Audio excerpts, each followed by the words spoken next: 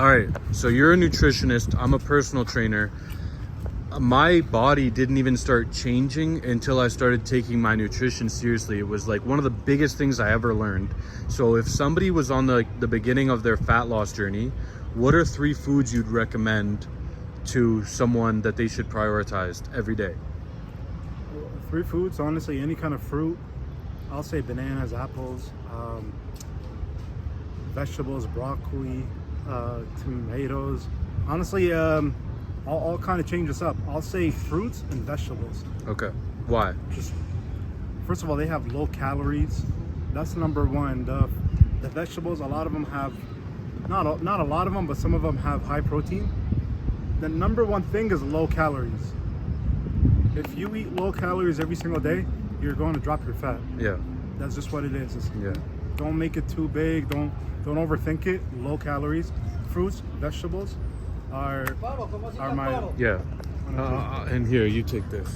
So I love what he's saying. He's saying fruits and vegetables. And I always heard that when I was hearing about fitness and fat loss. And I was like, why the fuck am I eating fruits and vegetables? Like, no one's even really telling me why.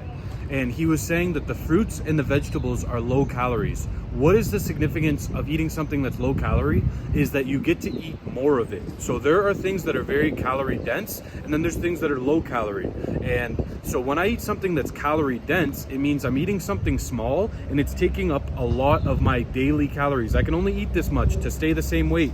If I eat this much, I lose weight.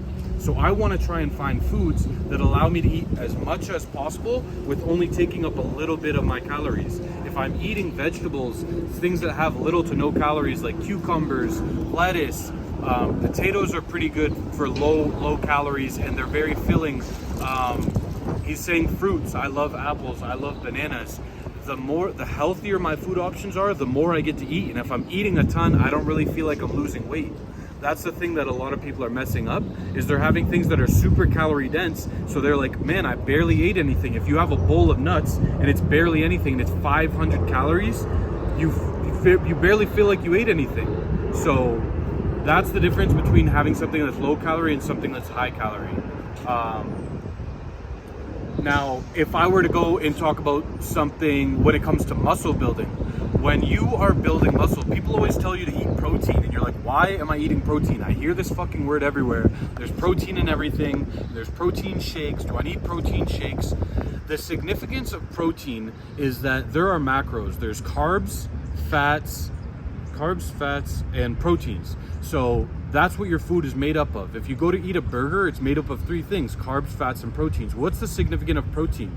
Protein is the thing that repairs your muscle when you break it down. Also, proteins are more filling. So when you're constantly training or you're constantly walking, if you want to have muscle, you need to be eating protein. A lot of the mistakes that people make when they're losing fat is that first, they're not getting the proper muscle stimulus, meaning they're not lifting weights when they're losing fat. So they're not building muscle. So that's how you end up skinny fat. If you just do cardio to death, you're not giving your body a reason to hold on to any muscle. Whereas if I'm doing squats till failure, if I'm doing pull-ups, if I'm doing bicep curls, and I'm eating in a caloric deficit, I'm going to lose fat, but my body's still getting stimulus. It's still being told you need this muscle. So that is how you can actually lose fat and build muscle at the same time, which is a common misconception. People think you can only do one at a time. That's absolutely not true. Yeah. I like that. Yeah. Also, drinks? What about drinks? Drinks is a really good question, because you don't want something called empty calories. I don't want to drink something that's not going to make me feel full, but it's going to take a bunch of calories. So you want things that are no calorie. So that's why the low sugar or no sugar options are super popular.